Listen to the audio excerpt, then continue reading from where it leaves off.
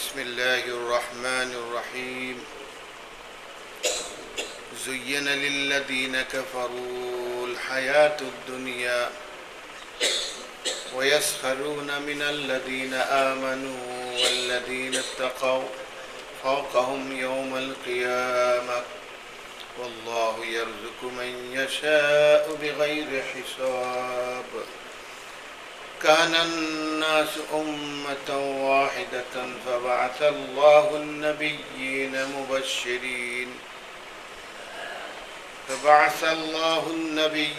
مبشرين ومنذرين وأنزل معهم الكتاب بالحق ليحكم بين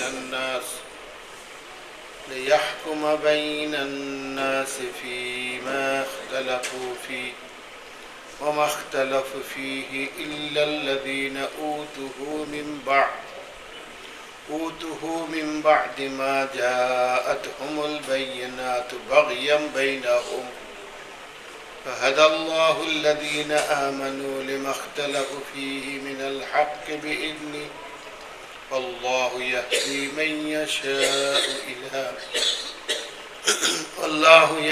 من يشاء إلى صراط مستقيم أم حسبتم أن تدخلوا الجنة ولما يأتكم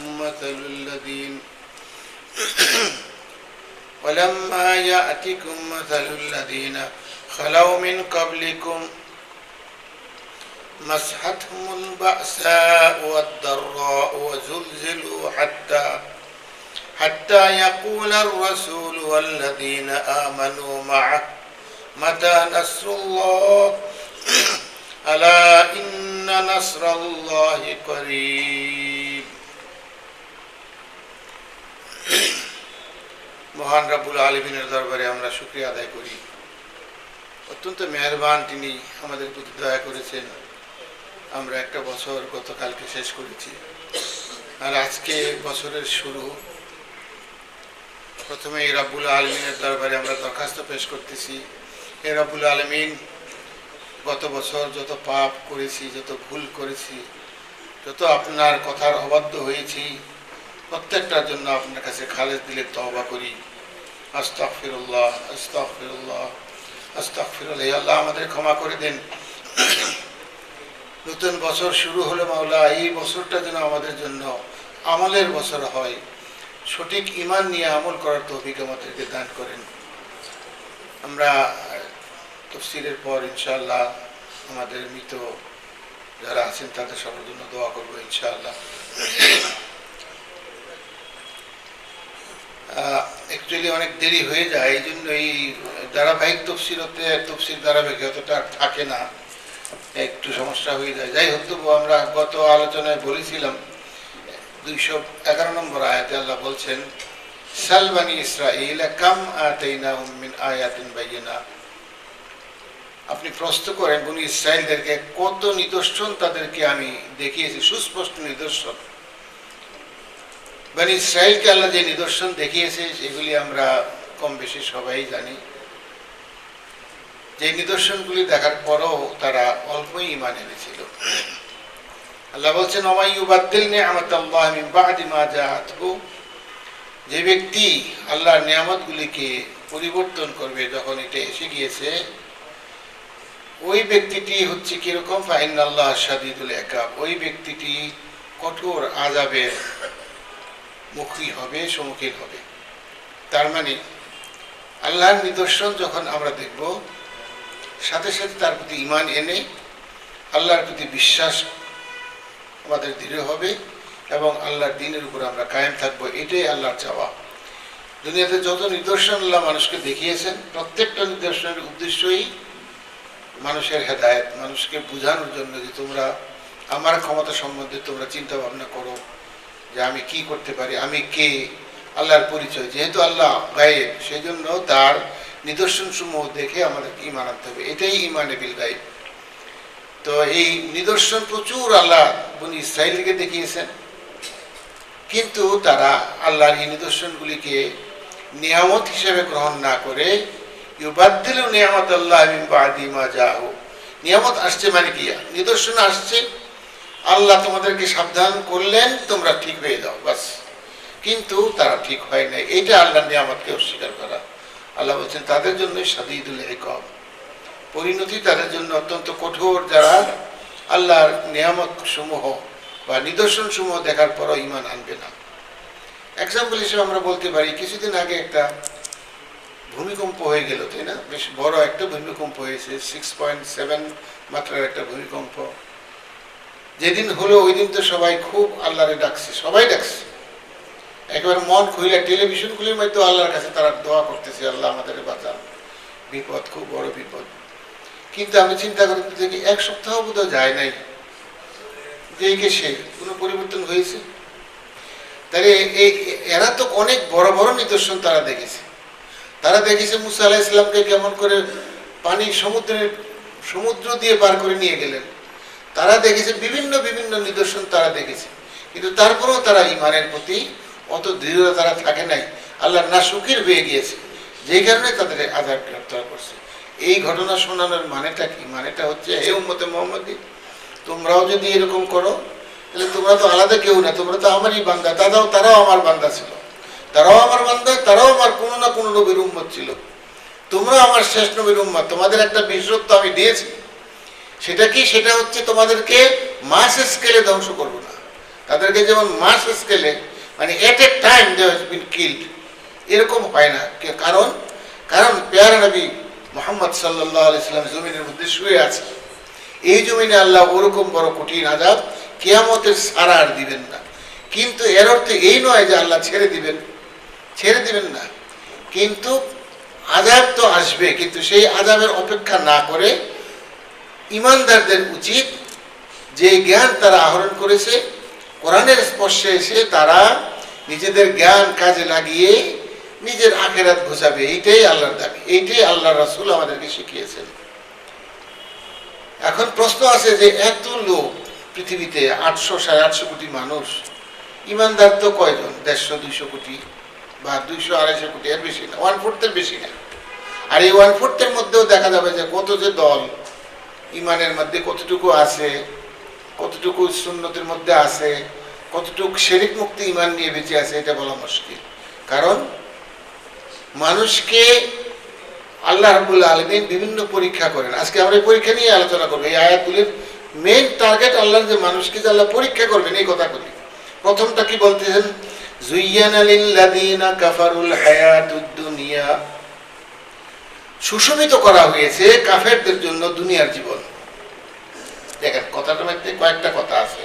সুশোভিত করা হয়েছে মানে দেখতে ভালো লাগে। কোন জীবনটা? এই দুনিয়ার জীবনটা। কাদের জন্য? কাফেরদের জন্য।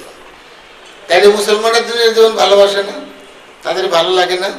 দুনিয়ার জীবনে একটা ভালো বিল্ডিং বানাইতে ভালো লাগে না, ভালো খাইতে ভালো লাগে না, ভালো গাড়ি, ভালো সব কিছু, ক্ষমতা, সব কিছুই তো তারাও চায়।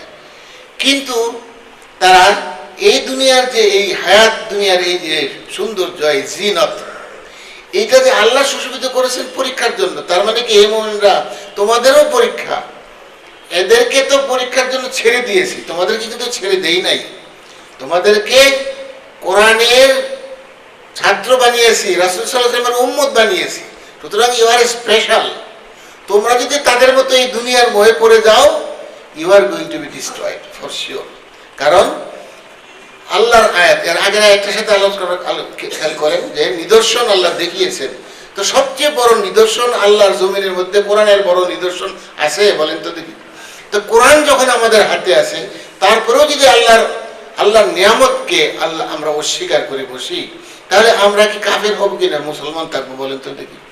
তাহলে ওই কাফের দলেই আমরা পড়ে যাবো। আল্লাহ এই কথাটাই বলছে, তোমরা যদি দুনিয়ার জীবনকে আখিরাতের জীবনের চেয়ে বড় মনে করো, আমার সবচেয়ে বড় নিয়ামত আল কোরআনকে অস্বীকার করো। অস্বীকার করা মানে কেউ কি বলে কোরআন আল্লাহর কিতাব না? এটা না। সবাই বলে কোরআন আল্লাহর কিতাব, সবাই বলে কোরআন সত্যে সত্য, সবাই বলে কোরআন আল্লাহর কালাম, কিন্তু দুঃখের বিষয় এটা মানে না। তাহলে এটা কোন ধরনের কথা হলো? সম্মান কোথায় দেখাইলেন আপনি? হ্যাঁ, সব বিচার মানে তাল গাছটা আমার, তাহলে তো হয় না। তো কুফরি যে আল্লাহ বলছেন কাফেরদের জন্য সুশোভিত করা হয়েছে, তার মানে কি? আমি আপনি যারা ইমানের দাবি করি, আমাদের অন্তরে এই জিনিসটা আসতে হবে, যখনই দুনিয়ার ভালোবাসা আমার আখিরাতের জীবনের উপরে আসবে, I am going to be one of them, যাদেরকে আল্লাহ সুন্দর করে দেখিয়েছেন। এই সুন্দর ভাল লাগবে, আমাদের ভাল লাগবে না। হ্যাঁ, আমাদের ভাল লাগবে কতটুকু, যতটুকু আমার জন্য হালাল। আল্লাহ বলছেন কুলু, আমরা তো আগে পড়ে আসছি সূরা বাকারার প্রথম দিকে, কুলু হালালান তাইয়্যিবা, উত্তম খাও, ভালো খাও। তার মানে সবকিছু তোমাদের জন্য জায়েজ জিনিস তোমরা ব্যবহার করো, কোনো সমস্যা নাই। তুমি সবচেয়ে দামি ব্যবহার করো, গাড়ি বাড়ি যা আছে, টাকা পয়সা, ধন দৌলত, everything, but it should be হালাল। হালাল পেলে কোনো সমস্যা নাই। কিন্তু এইটা যখনই তুমি দুনিয়ার ভালোবাসা, আখিরাতের ভালোবাসার উপরে চলে যাবে, তখনই বুঝবে এই সম্পদ তোমাকে ধ্বংসের মুখে নিয়ে যাচ্ছে, তুমি কুফরির দিকে ঠেলে যাচ্ছ। আল্লাহ বলছেন ওয়ায়াসখারুনা মিনাল্লাযীনা আমানু, তারা শুধু দুনিয়ার জীবনের এই দুনিয়ার এই সম্পদের ভালোবাসা মোহে পড়ে, চাকচিক্যের মধ্যে পড়ে গিয়ে তারা শুধু কুফরি করে না, তারা যারা ঈমান আনে, যারা দুনিয়াকে বড় মনে করে না, তাদেরকে তারা ইয়াসখার, ঠাট্টা মস্করা করে। ঠাট্টা মস্করা কিরকম করে? আরে কি করলেন আপনি মিয়া, এত ডিগ্রি লইলেন, এত এত কিছু করলেন, কিছুই তো করতে পারলেন এই জীবনে। আমি দেখেন আপনার চেয়ে অনেক কম ডিগ্রি, আমার চেয়ে অনেক কম ইয়ে, আমার আল্লাহ কত, আল্লাহর কথা আবার বলে আল্লাহ দিছে, এটা স্বীকার করে। কিন্তু সে এটা স্বীকার করে একবারও চিন্তা করে না এটা আসতে কোত্থেকে, কামাইটা আসছে কোত্থেকে, ওই চিন্তাটা সে করে না। সে ওই ইমানদারকে ঠাট্টা মস্করা করে। ইয়াসখারুনা মিনাল্লাযীনা আমানু ওয়াল্লাযীনা তাকাউ, আল্লাহ স্পষ্ট জানিয়ে দিলেন যারা মুত্তাকি, ফাওকাহুম ইয়াউমাল কিয়ামাহ, তার আজকে দুনিয়ার জীবনে যত উঁচু বিল্ডিং এই থাকুক, যত উঁচু ক্ষমতায় থাকুক, যত শক্তিশালী হোক না কেন, কিয়ামতের দিন এই দুর্বল দুনিয়ার মোহে, দুনিয়ার টাকা পয়সার ব্যাপারে, দুনিয়ার শক্তির ব্যাপারে তারা দুর্বল, কিন্তু ইমানের ব্যাপারে তারা প্রবল, তারা শক্তিশালী ইমানওয়ালা, তারা আখিরাতের বিশ্বাসওয়ালা। ওই বিশ্বাসের কারণে আল্লাহ অবশ্যই তারা বলতেছেন ফাওকাহুম ইয়াউমাল কিয়ামাহ, কিয়ামতের দিন তারা এই সমস্ত কাফের, অস্বীকারী, দুনিয়ার ভালোবাসার লোকদের উপর থাকবে, ফাওকা, উপরে থাকবে। তাহলে সুবহানাল্লাহ, তাহলে বোঝা গেল জান্নাত কোথায় আছে? উপরে আছে জান্নাত। জাহান্নাম কোথায় আছে? নিচে আছে। তাহলে আল্লাহ পাক বলছেন তাহলে তোমরা যারা ঈমানদার, তাদের ঠাট্টা মস্করায় তোমরা কখনোই ঘাবড়িয়ে যেও না। তোমরা এইটুকু বুঝো, বরং আফসোস করো তাদের জন্য, আফসোস তোমাদের জন্য, তোমরা বুঝতে পারতেছো না, আমাদেরকে আল্লাহ বুঝ দিয়েছে। সেজন্যই বলা হয় যে যখনই কোনো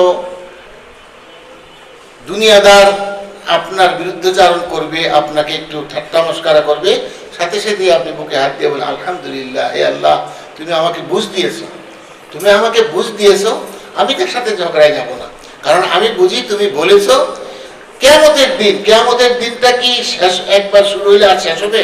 কিয়ামতের পরে কিন্তু জীবন শুরু, মৃত্যুর পরে কিন্তু যখন আল্লাহ নতুন করে আবার সবাইকে জীবন দান করবেন, তখন এরপরে কিন্তু আর মৃত্যু নাই। মৃত্যুকে আল্লাহ কিন্তু মৃত্যু দিয়ে দিবেন, মানে so there is no death at all. তাহলে ওই সময়টায় যদি আপনি এরা যারা আজকে ঠাট্টা মস্করা করছে তাদের উপরে থাকবেন, আল্লাহ বলেছেন, আমি বলি, আল্লাহ কোরআন বলছেন ফাওকাহুম ইয়াউমাল কিয়ামাহ। এবং আরো কি, আজকে দুনিয়ার জীবনে তোমরা কিছু রিজিক পেয়েছো, আরাম আয়েশের কিছু আরাম তোমরা পেয়েছো, জেনে রাখো আল্লাহু ইয়ারযুকু মান ইয়াশাউ বিগাইরি হিসাব, আল্লাহ রাব্বুল আলামিন ওই সত্তা যিনি রিজিক দান করেন যাকে ইচ্ছা তাকে, লিমান ইয়াশাউ, যাকে ইচ্ছা তাকে, বিগাইরি হিসাব, কোনো হিসাব করেন না দেওয়ার জন্য। সুবহানাল্লাহ।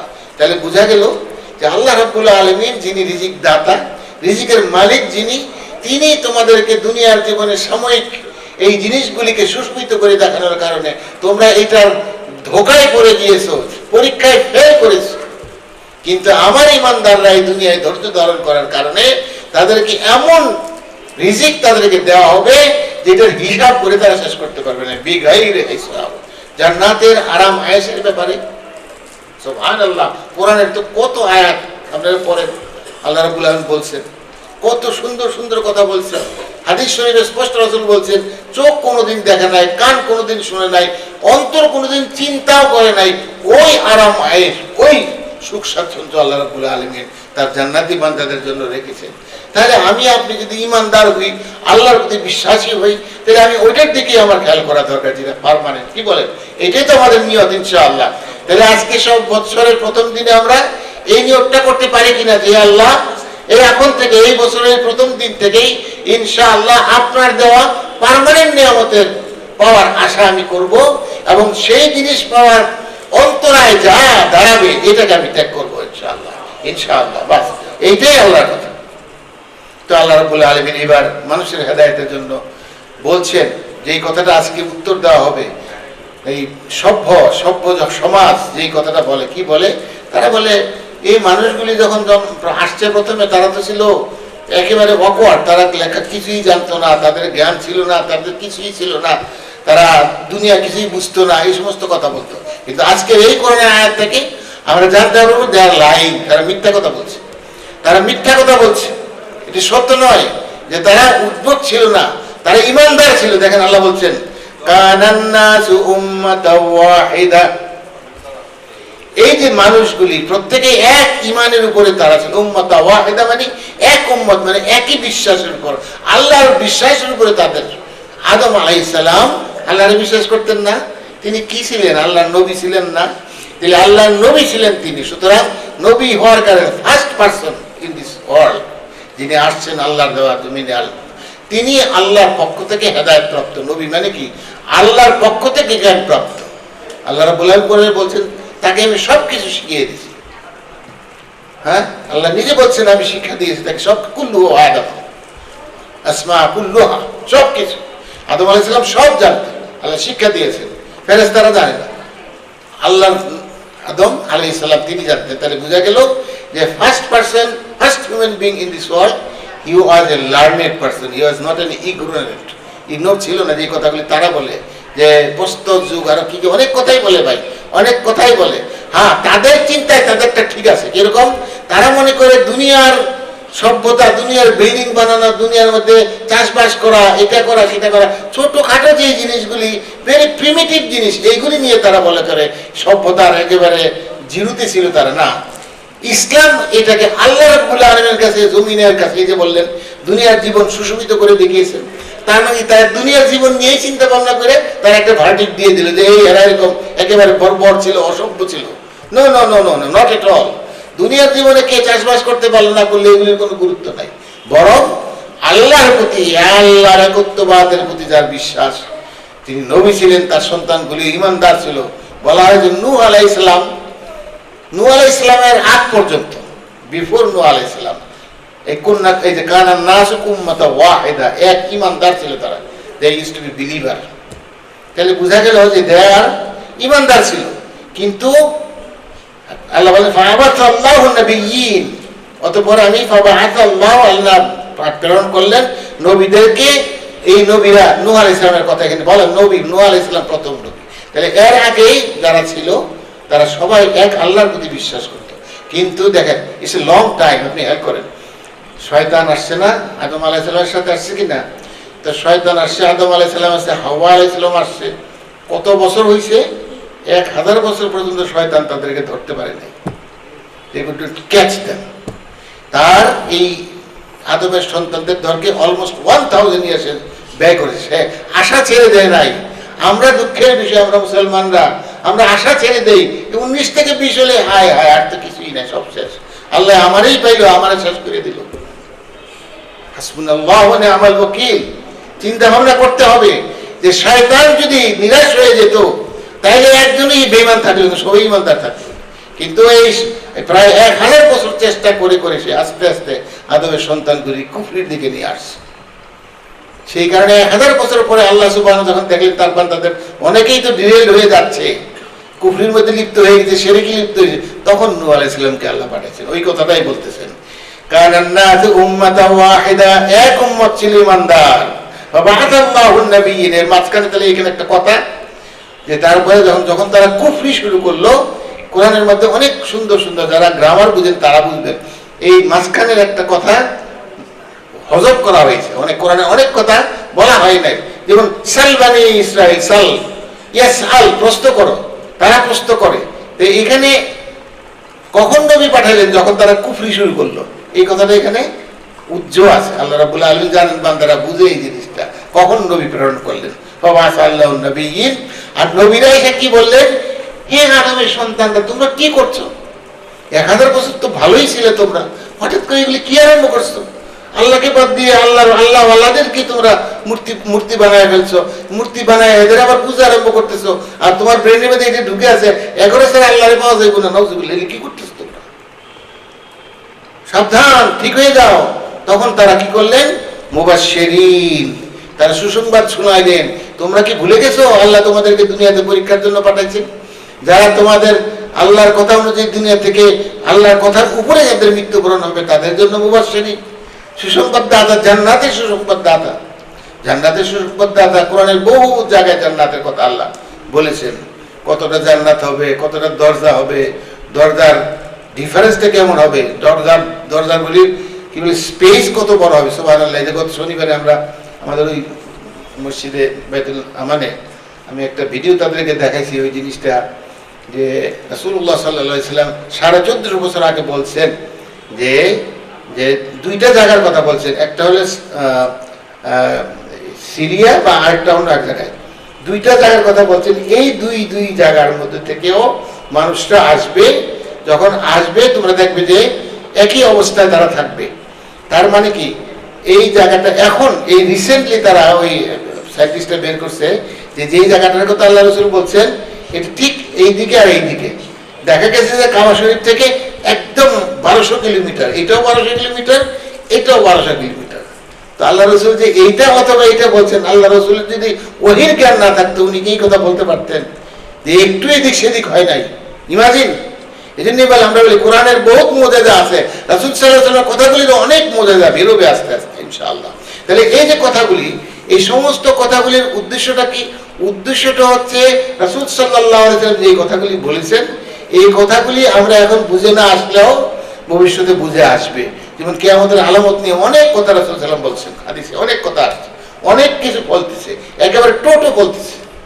তো এগুলি বলবে, কিন্তু আমার আপনার কাজ কি? আমার আপনার কাজ হচ্ছে আল্লাহ রসুলের প্রতি বিশ্বাস ধারণ। এই জন্য বলা হয় কলেমার দুইটা অংশ। একটা অংশ হচ্ছে লা ইলাহা ইল্লাল্লাহ, লা ইলাহা ইল্লাল্লাহ মোস্ট অফ দি পিপলস তারা মানে, কিন্তু শেষের অংশটা মুহাম্মদুর রাসূলুল্লাহ এটা তারা মানে না। কারা মানে না? কিতাবীরা মানে না। তারা মানে মুসা কালিমুল্লাহ যথেষ্ট, আমার আল্লাহ লাগবে না। আর আল্লাহ বলেন না, যথেষ্ট নয়, যথেষ্ট নয়। আমি মুহাম্মদ সাল্লাল্লাহু আলাইহি ওয়াসাল্লামের শেষ নবী হিসাবে কমপ্লিটনেস অফ ইউর রিলিজিয়ন করে পাঠিয়েছি। সুতরাং এইখানে যারা তাকে পাবে, তাকে যে অনুসরণ করবে না, সে যত লা ইলাহা ইল্লাল্লাহ কাহিনীওয়ালা হোক না কেন, he will not be excused. কথাটা বুঝে আসছে ভাই জিনিসটা? অনেক মুসলমানদের মধ্যে দেখবেন কথা বলে, এরাও তো কিতাবদারি, এরাও তো আল্লাহরে মানে, সুতরাং এরা দোষ করছে, এরাও জান্নাতে যাবে। অনেকে আমার সাথেও ঝগড়া করে। আমাকে ঝগড়া করে তো ভাই কোনো লাভ নাই। আল্লাহ যা বলেন ওইটাই সত্য। আপনার কথায় আমার কথায় কিচ্ছু আসবে যাবে না। Nothing will happen. What will happen? The order of Allah subhanahu wa ta'ala. তিনি যা বলেন that is the truth and that is the fact and that will happen only. তো আল্লাহ পাক এখানে বলতেছেন যে আমি নবীদেরকে প্রেরণ করেছি সুসংবাদ দাতা হিসেবে, মুবাশশিরিন। সুসংবাদ কি? তোমরা যদি দুনিয়ার জীবনে আল্লাহর দ্বীনের উপরে থাকো তাহলে তোমাদের জন্য সুসংবাদ, জান্নাত সহজে। ওয়া মুনজিরিন, এবং ভয় প্রদর্শনকারী। মুনজিরিন সাবধান, তোমরা সাবধান হয়ে যাও, শয়তানের পদাঙ্ক অনুসরণ করো না, আল্লাহকে বাদ দিয়ে আর কাউকে তোমরা ইবাদত করো না, আল্লাহকে বাদ দিয়ে আর কারোর দিকে তোমরা খেয়াল করো না, আল্লাহর সাথে কাউকে শরীক করো না, কারণ লা শরীক, তার সাথে কোনো শরীক নাই। এমনকি মুহাম্মদ সাল্লাল্লাহু আলাইহি ওয়াসাল্লামকে আল্লাহর মতো মনে করো না। যেটা তোমরা নূর নামে বানায় তোমরা মনে করো রাসূল সাল্লাল্লাহু আলাইহি ওয়াসাল্লামকে তোমরা সম্মান দিয়েছো, না, তোমরা সম্মান দাও নাই। তিনি মাটির তৈরি, আল্লাহ বলছেন বাস এটাই সত্য। অবশ্যই তিনি নূর, কোনো সন্দেহ নাই। কি বলেন? মুহাম্মদ সাল্লাল্লাহু আলাইহি ওয়াসাল্লাম নূর না? আল্লাহ নিজেই কোরআনে বলছেন তিনি সিরাজাম মানিরা। তিনি শুধু নূর নয়, সবচেয়ে প্রচলিত আল্লাহর হেদায়েতের জন্য। কিন্তু সৃষ্টি তিনি মাটি থেকেই হয়েছে। বিশ্বাসের ক্ষেত্রটা এখানেই ভাই। ঈমান নষ্ট করার জন্য শয়তান আপনাকে আমাকে এমন সুন্দর, এই যে সুশোভিত জুইয়ানা দুনিয়ার জীবনকে সুন্দর করে দেখানো হয়েছে। এই জিনিস থেকে আমাদের বাঁচতে হবে। যদি না বাজে, আল্লাহ বলছেন নবীগণের দায়িত্ব হচ্ছে সুসংবাদ দেওয়া, ওয়ামুনজিরিন, এবং সাবধানতার বাণী শোনানো তাদেরকে, ওয়ামুনজিরিন। এরপরে আল্লাহ বলতেছেন এই নবীদেরকে পাঠিয়েছি আমি এমনি এমনি তাদেরকে পাঠিয়েছি না, বরং ওয়া আনজালা মাআহুমুল কিতাব, তাদের সাথে পাঠিয়েছে প্রেরণ করেছে কি? কিতাব। সমস্ত নবী, যে সমস্ত নবীরা যারা রাসূল ছিলেন, প্রত্যেকের কিতাব ছিল বা তাদের আল্লাহর পক্ষ থেকে হেদায়েতের বাণী ছিল। আর আমাদের জন্য যে কিতাব বা তামাম দুনিয়ার মানুষের জন্য যে কিতাব, সেটা কি? আল কোরআন। তারা বলছেন তাদের সাথে কিতাব প্রেরণ করেছে, আর কিতাবটা বেল হক। বেল হক মানে এটা সত্য, এটার মধ্যে কোনো ভেজাল নাই, নির্ভেজাল। নির্ভেজাল হওয়ার জন্যেই আল্লাহ সুবহানাহু ওয়া তাআলা তার শেষ নবী মুহাম্মদ সাল্লাল্লাহু আলাইহি সাল্লামকে উম্মি বানিয়েছেন, যে আপনি মানুষের কাছ থেকে শেখার দরকার নাই, আই এম ইউর টিচার। আল্লাহ সুবহানাহু ওয়া তাআলার দয়া। তাহলে সেই যে নবী একমাত্র আল্লাহর কাছ থেকে জ্ঞান আহরণ করেছেন জিবরাইল আলাইহিস সালামের মাধ্যমে, সুতরাং তার চেয়েও বেল হক আর কি হতে পারে? সত্য। তাহলে এই সত্যটা নিয়েই নবীরা আসছে। তাহলে উদ্দেশ্যটা কি? লিয়াহকুমা বাইনান নাস, যাতে করে মানুষের মধ্যে তাদেরকে হাকিম হুকুম করতে পারেন। আর কি ব্যাপারে? ফি মাখতালাফু ফিহি, যেই ব্যাপারে তারা ইখতিলাফ করে। দুনিয়ার জীবনে দেখেন, দুনিয়ার জীবনে আমরা কি বললাম? এই আয়াতটা থেকে প্রথমে 1000 বছর পর্যন্ত এক উম্মত ছিল, সব আল্লাহরে বিশ্বাস করত। তারপরে আস্তে আস্তে তারা শিরকে লিপ্ত হইল, বিভিন্নভাবে তারা ধর্ম থেকে চ্যুত হয়ে গেল। আল্লাহ তখন নূহ আলাইহিস সালাম থেকে আরম্ভ করে লক্ষ নবী তারা আল্লাহ পাক প্রেরণ করেছেন। উদ্দেশ্য কি? তাদেরকে যে ইখতিলাফ তারা করা আরম্ভ করেছে, ইখতিলাফ শুরু হয়েছে কোত্থেকে? এক ঈমান থেকে। কিন্তু ঈমানদার ছিল সবাই, ওই এক ঈমানদার থেকে তারা বিভিন্ন ইখতিলাফ করে বিভিন্ন দলে ভাগ হয়ে গেল। তারা এই বিশ্বাস করে, ওরা এর বিশ্বাস করে, ওরা এরকম করে, এইভাবে হয়ে গেল। তাহলে ইখতিলাফটাকে পরিষ্কারভাবে ঠিক করার জন্য আল্লাহ পাক কিতাব প্রেরণ করেছে। তাহলে কিতাবের কাজটা কি হলো? আল কোরআনের কাজ হচ্ছে দুনিয়ার সমস্ত দুনিয়ার ইখতিলাফকে বাতিল করার জন্য। তাহলে এরা যে ইখতিলাফ করছে, আল্লাহ রাসূলকে তারা মানছে না, কোরআন এটার জবাব দিয়েছে, কোরআন এটার কথা বলেছে। সুতরাং এই কোরআনকে যদি তারা না মানে, তাহলে তারা যত আল্লাহর আগের কিতাবগুলিকে মানুক না কেন, এই মানায় তাদের আল্লাহর কাছ থেকে মাপ পাওয়ার জন্য যথেষ্ট হবে না। আল্লাহ বলছেন, দেখেন ইখতিলাফ কখন শুরু হয়েছে? ওমাখতালাফা ফীহি ইল্লাল্লাযীনা উতুহু মিন বা'দি মা জাআতুহুমুল বায়িনাত। আর এই ইখতিলাফটা বেশি করে শুরু হয়েছে যখন নাকি তাদের কাছে কিতাব আসছে। এই দেখেন, আপনি খেয়াল করে দেখেন, যারা শিরিক করে না, যারা বিশ্বাস নাই, ইমানদার, কিতাব নাই, তারা কিন্তু ঝগড়া করে না, তারা বুঝেও না, কথাও বলে না, আছে তা ঠিক আছে তাই।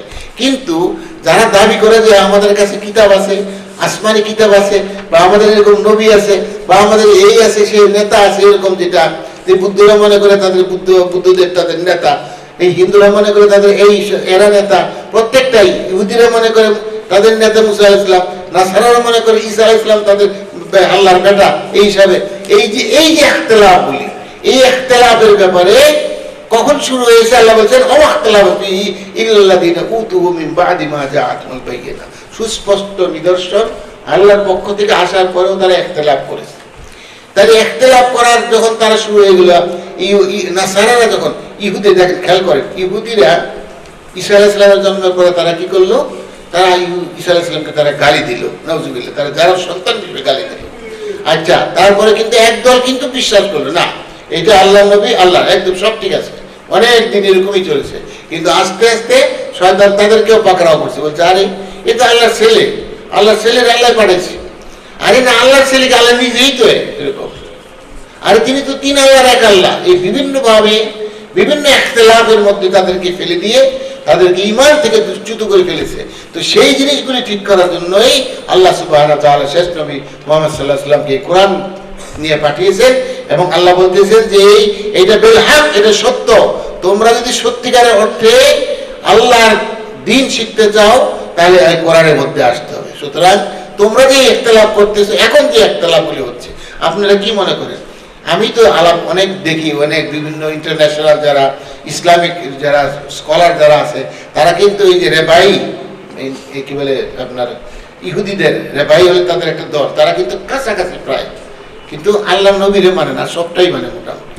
নামাজের মতো তারা নামাজ পড়ে, অনেক কিছুই করে, কিন্তু ওইটুক মানে। এরা এরকম কথা বলে আল্লাহ, কিন্তু কোরআনকে তারা মানে না। তো এই যে কথাটা তারা কেন মানে না? তারা বলে আমাদের কিতাবটা তো স্ট্রং, ওল্ড, ওল্ড টেস্টামেন্টে উই আর দ্য মোর, আমরা তো সিনিয়র, আমাদের কথা বাদ দিবেন কেন? আমরা তো বাদ দিইনি, আপনার কিতাব দিতে বাদ দিই। আল্লাহ কোরআনে বলছেন তোমরা কিতাবে বিশ্বাস করো, সমস্ত কিতাবে বিশ্বাস করো। আমরা ইনজিল বিশ্বাস করি, আমরা কি বলে আপনার তাওরাত বিশ্বাস করি, আমরা জাবুর বিশ্বাস করি, সব বিশ্বাস করি। কোনটা যেটা আল্লাহ নাযিল করেছেন, আপনাদের হাতে যেটা করাপ্টেড আছে এটা বিশ্বাস করি না, কারণ ইট ইজ করাপ্টেড। শয়তান করাপশন করে ফেলছে, কারণ করাপ্টেড যদি না হইতো তাহলে আপনাদের কিতাবের মধ্যে এই শেষ নবীর ব্যাপারে এমন ভাবে বর্ণনা করা আছে, ইয়ারিফুনা কামা ইয়ারিফুনা আবনাআহুম, আল্লাহ বলেন আমি তাদের কিতাবে এমন ভাবে আমার নবীর বর্ণনা দিয়েছি, তারা তাদের সন্তানকে যেরকম চিনে আমার নবীরও ওরকম ভাবে তারা চিনে। কিন্তু ইখতিলাফ তারা করেছে কি জন্য? বাগিয়াম বাইনাহুম, বাগিয়ান। আজকে দুনিয়ার যদি আপনি হিসাব করেন, দুনিয়াতে যত ইখতিলাফ হচ্ছে সবই বাগিয়ান, বিদ্বেষ, আমি বড়, আমি যা বলি আমি ঠিক। খেয়াল করে দেখেন দুনিয়াতে যত সমস্যা শুধু এই আমি ইগো, যে আমি যেটা মনে করি এইটাই ঠিক, আর কোনো ঠিক নাই, যেই কারণে ঈমান আনতে পারতেছে না। অনেক অনেক লোক আছে, আপনি কথা বলে দেখেন যে তারা বিশ্বাস করে ঠিকই আছে, কয় না এটা স্বয়ং আপনি দেখেন, স্বয়ং তার চাচা আবু তালিব, আল্লাহু আকবার, তার চেয়ে বড় ঈমানদার ওদের দ্বিতীয়টা ছিল না, আল্লাহর বিশ্বাস করে, সবই বিশ্বাস করে। কিন্তু শুধু এই অহংকার যে আজকে যদি আমি মুহাম্মদের দিনের মধ্যে যাই তাহলে আমার জাতি বলবে আবু তালেব এত বড় নেতা, মৃত্যুর সময় সে ধর্মচ্যুত হয়ে গিয়ে মারা গেছে, নাউযুবিল্লাহ। এইটাই হচ্ছে ইহুদিদেরও একই প্রবলেম, নাসারাদেরও একই প্রবলেম। তারাও ভালো জানে, তারা জানে যে কোরআন সত্য, they know it very well, কিন্তু তারা মানে না। কেন মানে না? মানলে আমাদের মাধ্যমে কোথায় রয়ে গেল? একই কাজ, দুনিয়ার মধ্যে যত সমস্যা হচ্ছে এই মাতবুরিটাই সমস্যা। এই সবাই খালি মাতবুরি নিতে চায়। আমি বলি ভাই মাতবুরি দিয়ে কি করবেন বলেন তো দেখি? মৃত্যু তো আসবে, মৃত্যু যদি না আসতো মাতবুরি করতেন, যতদিন পারেন করেন। কিন্তু যেহেতু আপনার destination for this world, that you are definitely going to die, definitely you are going to leave this world. তাই এইটাই যদি সত্য হয়, তাহলে যেখানে যাওয়ার জন্য আপনার প্রস্তুতি গ্রহণ করার দরকার সেটা আপনি গ্রহণ করবেন না কোনটা করবেন, এটা আপনার আমার চিন্তা। আমরা এটাই বলি যে জ্ঞানী ব্যক্তিরা তারা কি করে, জ্ঞানী ব্যক্তিরা একটু চিন্তা ভাবনা করে লং টার্মে। এই জন্য আল্লাহ প্রথমে বলতেছেন দেখো দুনিয়াকে কিন্তু আমি সুশোভিত করেছি, সুশোভিত করেছি, আর এই সুশোভিত শুধুমাত্র কাফেররাই এটার মধ্যে এন্টেঙ্গেল হবে। তোমরা যদি এন্টেঙ্গেল হও তাহলে কিন্তু ওদের দলে পড়ে যাবে, সর্বনাশ। এই জন্য আল্লাহ বলছেন যে এই যে ইখতিলাফ যত কিছু আছে, আজকে মুসলিম উম্মার মধ্যে ইখতিলাফের কি কমতি আছে মনে করেন? আমরা তো কই শিয়া, তারপরে আরো কি কি আছে এরা না। এখন মুসলমানদের মধ্যে সুন্নির মধ্যে যে কত দল আসছে, সুন্নির মধ্যে কত দল আসছে। সুন্নির মধ্যে আবার দলের কি দল? সুন্নতে সুন্নত, রাসূলের সুন্নত মানবেন। আর কোন দল কি আল্লাহ রাসূল বলে গেছে? আল্লাহ রাসূল কারো কথা বলে গেছে? আল্লাহ রাসূল বলে গেছে শেষ বিদায় ওদের মধ্যে আমি তোমাদের দুইটা জিনিস দিয়ে গেলাম, সেটা হচ্ছে কোরআন এবং সুন্নাহ। এটার উপরে যারা থাকবে তারা পথভ্রষ্ট হবে না।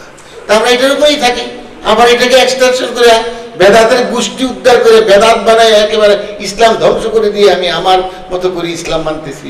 এই ইসলামের কোনো মূল্য আল্লাহর কাছে থাকবে না। আল্লাহ রাসূল এটাই বলছেন, আফসোস আমার ওই উম্মতের জন্য যারা আমি যা বলেছি এইটার উপরে তারা মিথ্যা রচনা করে, হাদিস মিথ্যা বানিয়ে মিথ্যা কথা বলে, আমার নামে কথাগুলি বলে তারা ওইটাকেই চালু করে দিয়েছে, এটাই ইসলাম। সাধারণ লোক কি করবে বলেন? সাধারণ লোক কতটুকু কি জানে? আজকে এই মিডিয়ার কারণে, আজকে এই টিভি, টেলিভিশন, ইউটিউব আরো যত আছে সবগুলির কারণে একটা মুসলমান ঠিক রাখা খুব কঠিন। ভেরি ভেরি ডিফিকাল্ট ভাই, ভেরি ভেরি ডিফিকাল্ট। দেখবেন যে এত সুন্দর, একেবারে দেখলেই যে আরে বাপরে ওনারই তো মানতে ইচ্ছা করে, কিন্তু কথাগুলি বলতেছে শিরকি কথা, কথাকে বলতেছে বেদাতি কথা। কই যাবেন বলেন? এই জন্যই আমরা বলি ভাই আপনার ঈমান যদি আপনি না বাঁচাইতে পারেন কেউ আপনাকে সাহায্য করবেন, nobody will help you. So সহি সুন্নাহর অনুসরণের জন্য সহি লোকের কাছে যাইতে হবে ভাই, এইটাই আমরা বলি। তো আল্লাহ এরপরে যে আয়াতে বলতেছেন যে সত্যিকার জেনে বাগিয়াম বাইনাহুম, এই যে একজনেরটা ক্ষমতা, আমারটা ঠিক আমারটা ঠিক, এইটার কারণে তারা এগুলি করেছে। আল্লাহ বলেন ফাহাদাল্লাহুল্লাযীনা আমানু, কিন্তু এই যারা ইখতিলাফ করতে, এই সমস্ত ইখতিলাফ থেকে আল্লাহ হেদায়েত দান করলেন কাদেরকে? আল্লাযীনা আমানু, যারা ঈমান এনেছে আল্লাহ এবং আল্লাহর রাসূলের প্রতি। লিমা ইখতালাফু ফীহি, যে ইখতিলাফ তারা করেছিল আল্লাহ তাদেরকে মুক্তি দিয়েছেন। ইখতিলাফের মধ্যে তারা নাই এক আল্লাহর বিশ্বাস, কোরআনের বিশ্বাসে তারা এসেছে, মিনাল হাক্কি বিইذনিহি। দেখেন অনেকগুলি কথা, বিইذনিহি মানে হি দমিরটা হচ্ছে আল্লাহ, আল্লাহর ইচ্ছায় তারা সঠিক হেদায়েতের উপরে এসেছে। বিভিন্ন জায়গায় আল্লাহ বলছেন যে হেদায়েতের মালিক কে? আল্লাহ। হেদায়েতের মালিক আল্লাহ রাসূল হইলে আর সাসা নিশ্চয়ই মুসলমান হইতো না, কিন্তু হয় নাই। কেন হয় নাই? কারণ হেদায়েতের মালিক কে? আল্লাহ। এটা বিশ্বাস আমরা এটাই করি যে আল্লাহ আপনি যদি হেদায়েত না দান করেন, আমার যত পীর থাকুক যতই থাকুক এরা মানে কিছুই দিতে পারবে না, কিছুই কেউ দিতে পারবে না। হে আল্লাহ আপনি আমাদেরকে হেদায়েত দেন। এইটাই আমরা প্রত্যেক দিন এটলিস্ট 17 বার 17 ওয়াক্ত ফরজ নামাজ আছে না, 17 কি বলি, ইহদিনাস সিরাতাল মুস্তাকিম। কার কাছে চাই? আল্লাহর কাছে চাই। এইটাই মনে রাখবেন, জিনিস খুব গুরুত্বপূর্ণ।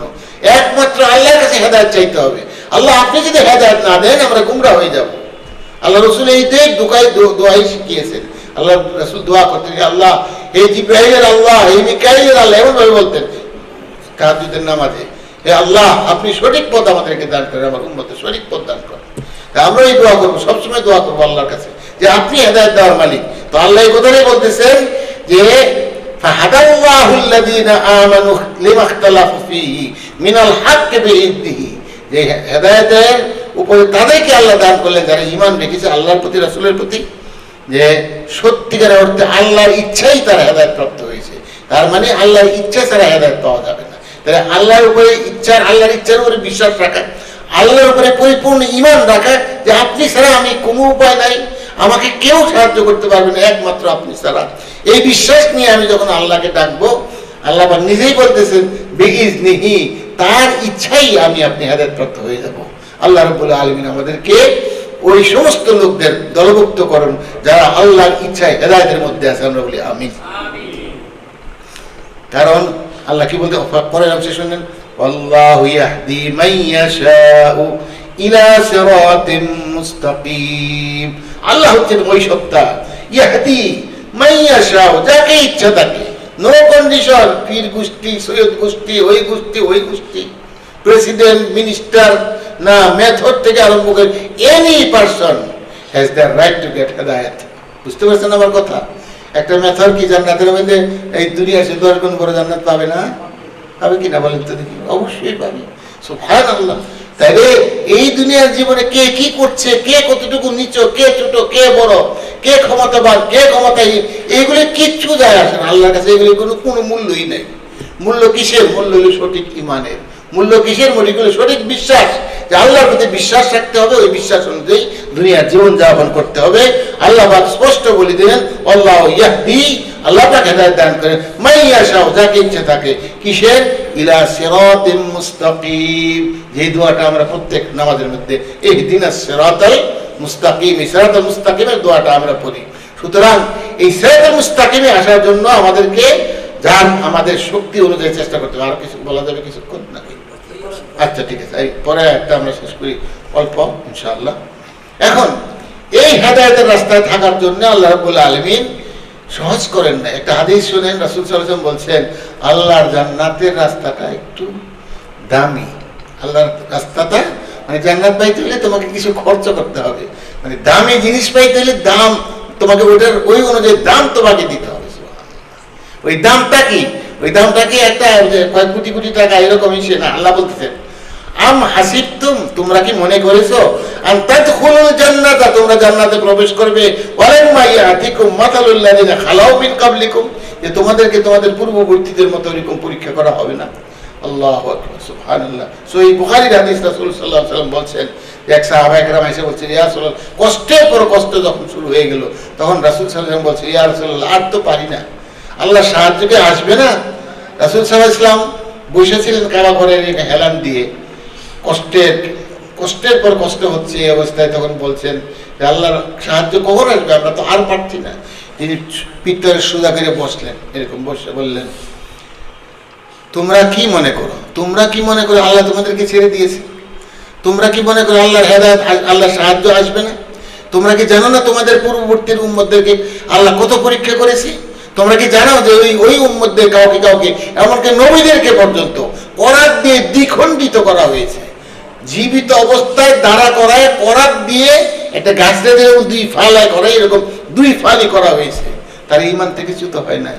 অত বড় পরীক্ষাতে তোমাদের হয় নাই। জেনে রাখো অবশ্যই আল্লাহ সাহায্য করিম, আল্লাহ বিনাসরুল্লাহ করিম, আল্লাহর সাহায্য অবশ্যই নিকটবর্তী। এবং তারপরেই ওই কথাটা যে হাদিসটা আপনাদের বললাম, আল্লাহ রাসূল বলছেন এমন এক সময় আসবে যে মক্কা থেকে একা একটা মেয়ে লোক আসবে আবার চলে যাবে, একটা লোক তার দিকে তাকানো থাকবে। এরকম নিরাপত্তা আল্লাহ দান করবেন বিকজ অফ দি ঈমান, বিকজ অফ দি আমল। ওইটা তো ছিল, আসছেও, কিন্তু আবার নষ্ট হয়ে গেছে। কারণ আমরা নষ্ট হয়ে গেছি, আমরা আল্লাহর সাথে সম্পর্ক নষ্ট করে ফেলেছি, আমরা কোরআনের সাথে সম্পর্ক নষ্ট করে ফেলেছি।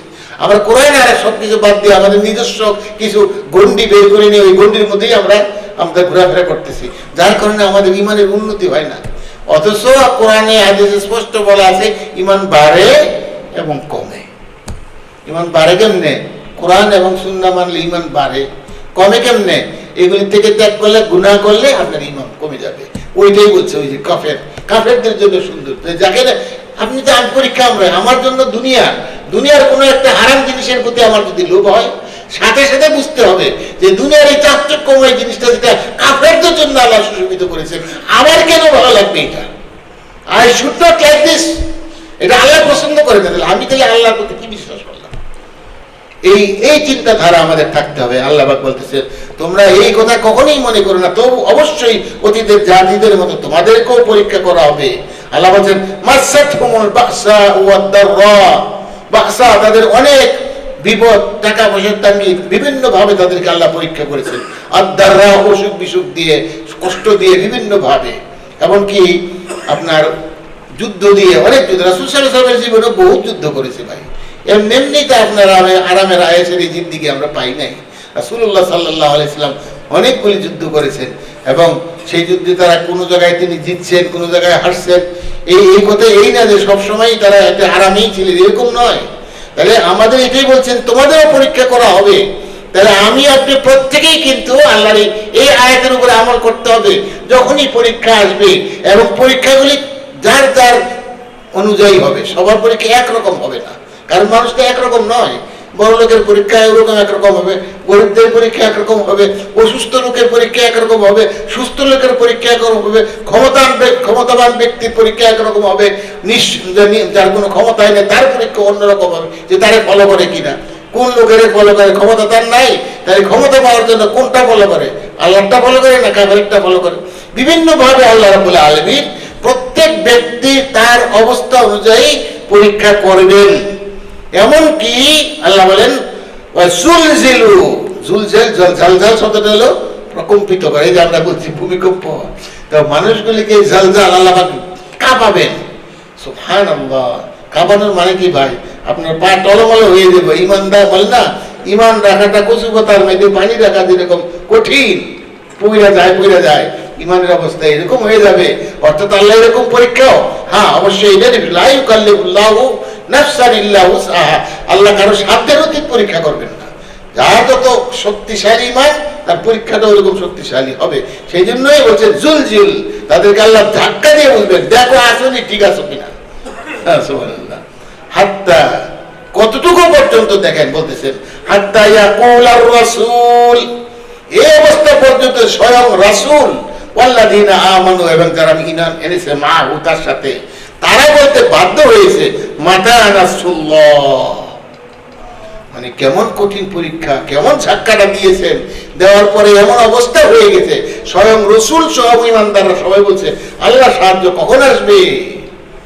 যখন এই অবস্থায় হলো তার ঈমানের মধ্যে ছিল, আল্লাহ বলছেন আলা ইন্না নাসরাল্লাহি করিব, জেনে রাখো আল্লাহ সাহায্য খুবই নিকটবর্তী। আল্লাহ সাহায্য কোথায়? নিকটবর্তী। তা নিকটবর্তী সাহায্যটা মানে কি? আল্লাহ সাহায্যটা এখানেই আছে। আল্লাহ তো সব কিছু দেখছেন না?